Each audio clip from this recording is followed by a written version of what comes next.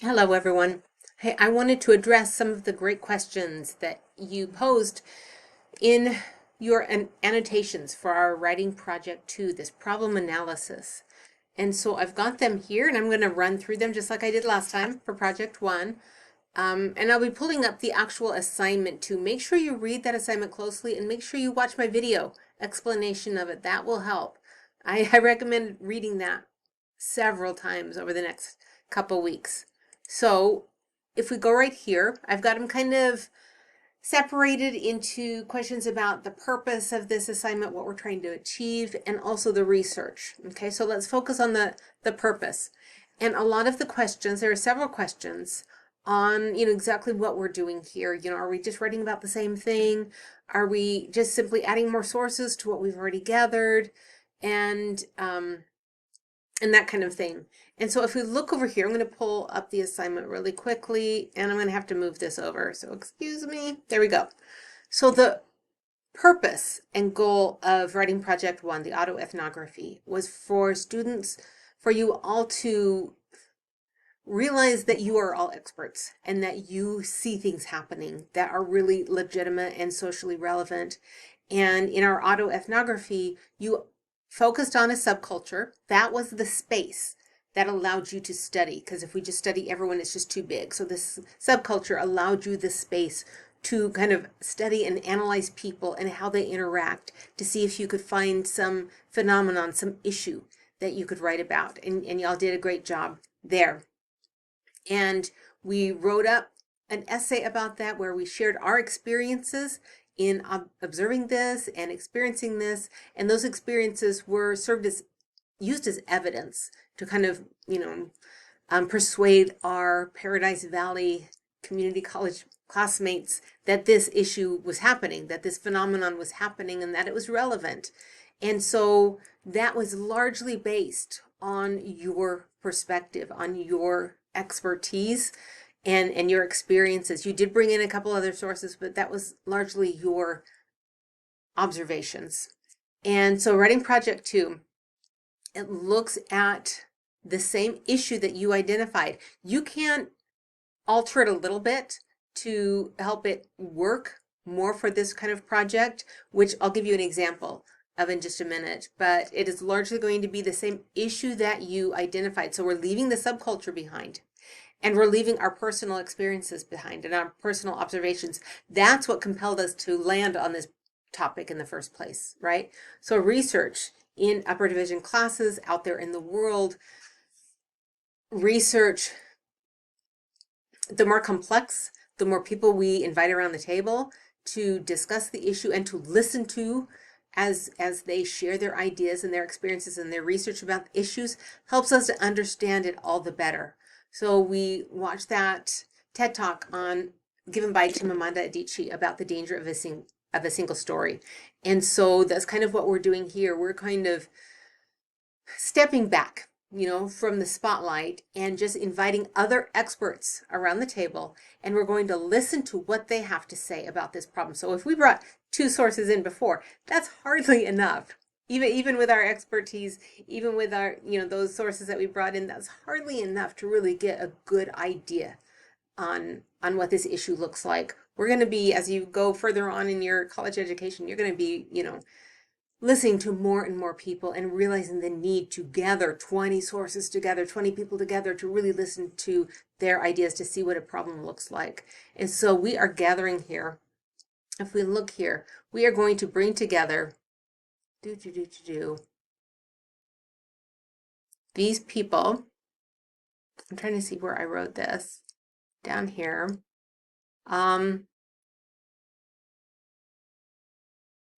Okay, there it is. So we are only bringing in together 4 more stakeholders, okay?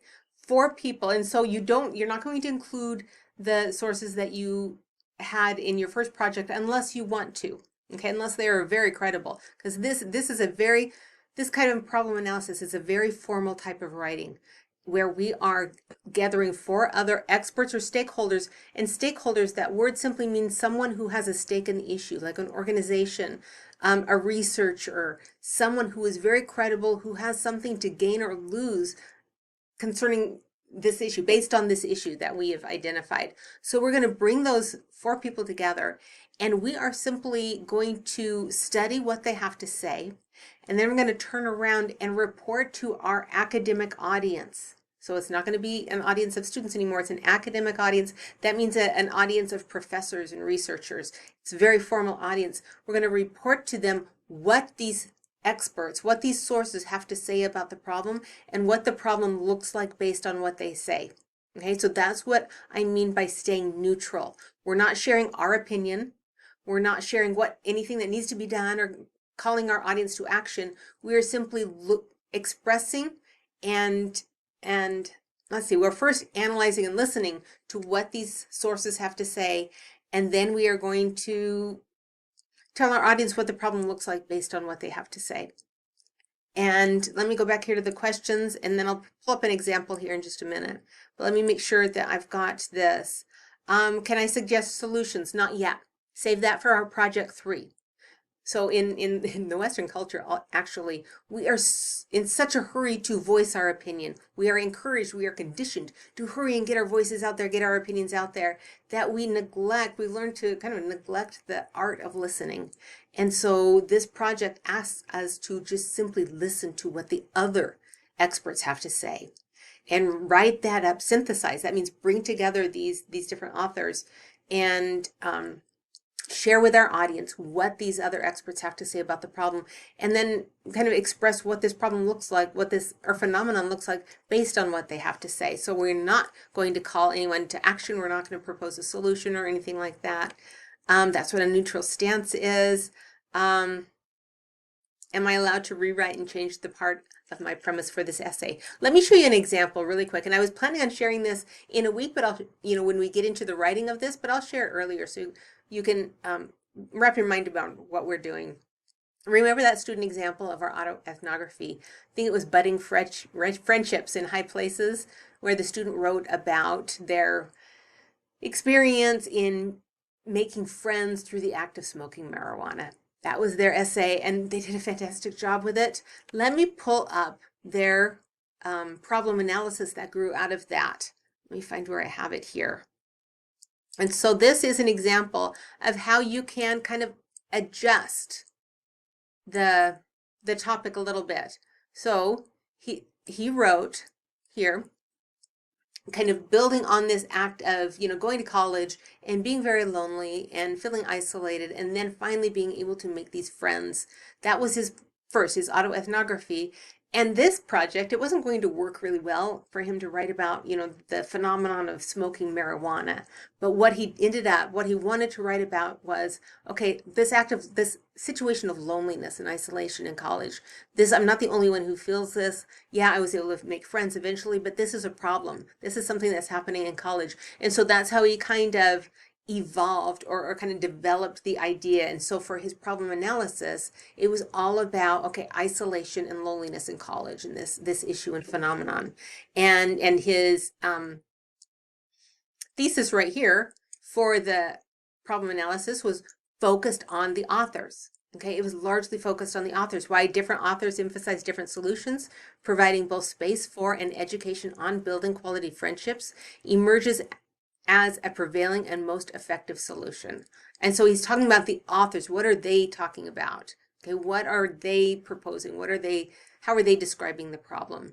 And then, as I'll let you look at this later, but as he writes this, he brings them together and kind of tells his audience what these authors had to say. So this essay is going to be a lot of summary and paraphrasing, and you and your voice for the time being they're going to kind of go backstage and narrate from the back of the stage.